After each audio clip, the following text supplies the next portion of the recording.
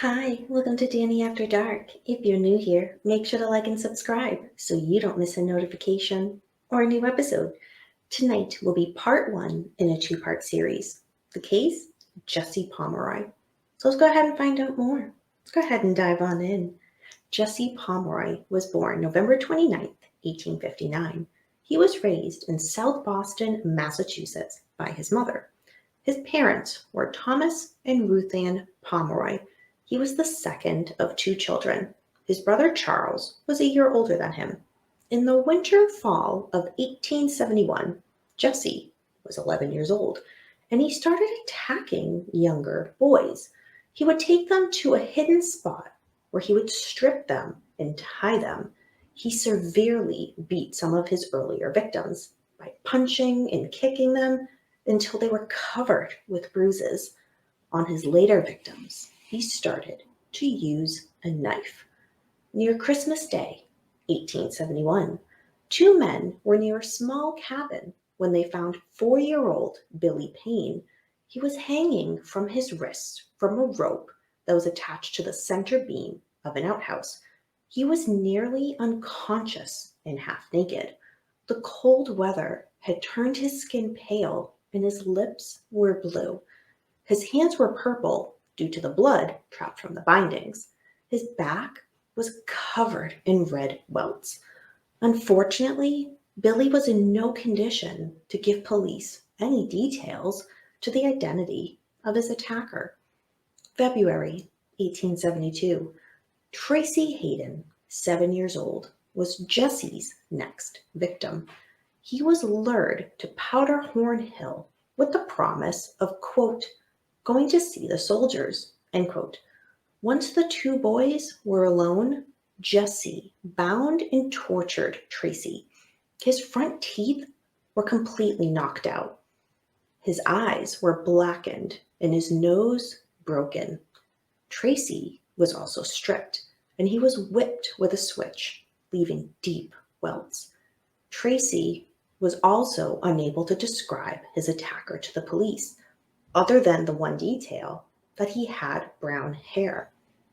In early spring 1872, Jesse attacked 8-year-old Robert Meyer.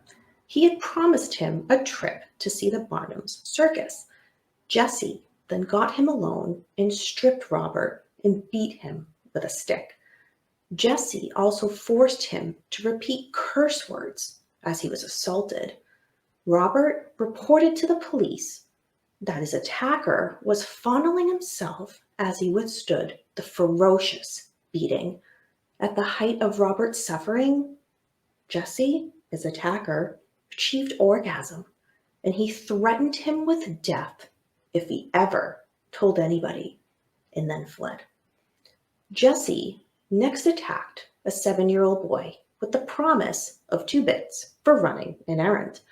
The boy was also stripped, bound, whipped, and beaten until Jesse achieved orgasm. Then he promised to kill the boy if he left the outhouse. Jesse then fled into the swamps. At this time, Jesse's mother decided to move the family to Chelsea Creek, which is located in South Boston. Jesse then came across 7-year-old George Pratt. He was wandering alone in the South Boston shoreline. He was looking for treasure and offered him 25 cents to help him with an errand. Jesse then bound and tortured George, beating the naked boy with a leather belt. Jesse also, this time a little different, bit off a chunk of flesh from George's cheek and tore his skin with his fingernails. Jesse then took a long sewing needle and began stabbing deeply into George's body.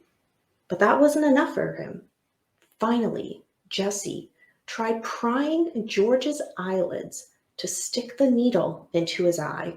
But thank goodness George managed to roll over onto his stomach.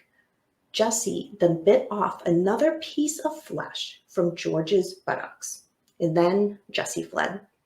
Next, Jesse kidnapped and assaulted a 6-year-old boy named Harry Austin. Harry, like the others, was stripped, beaten, and stabbed. However, this time he was stabbed with a pocket knife under each arm and then also between his shoulders. Jesse then tried to cut off Harry's penis, but Jesse became so disturbed in his assault that he fled before he was able to finish the job. 6 days later, Jesse lured Joseph Kennedy, 7 years old, to the marshes near the bay, and he viciously attacked and beat him. Joseph was also attacked with a knife, and then Jesse forced him onto his knees and forced him to pray. When Joseph refused, Jesse slashed him across the face with his knife and then dragged him to the waterfront and washed his wounds with salt water. 6 days later, a 5-year-old boy was found near a post by the railroad tracks in South Boston. He told police that an older boy had lured him to the remote area with the promise of seeing soldiers. When they were alone, his attacker, the boy, stripped and beat him and slashed his head with a knife. When the knife was against his throat, the attacker was startled because he heard approaching railroad workers, so he just instantly fled. The boy gave police their first good lead in this attacker. What he said was it was a large boy with an eye that was like a white marble. Well, Jesse, he had a hair lip and a completely white eye. So identifying him was probably going to be pretty easy if the police did their detective work. September 21st, 1872. The police came to Jesse's school with the last victim, and they went classroom to classroom with the principal.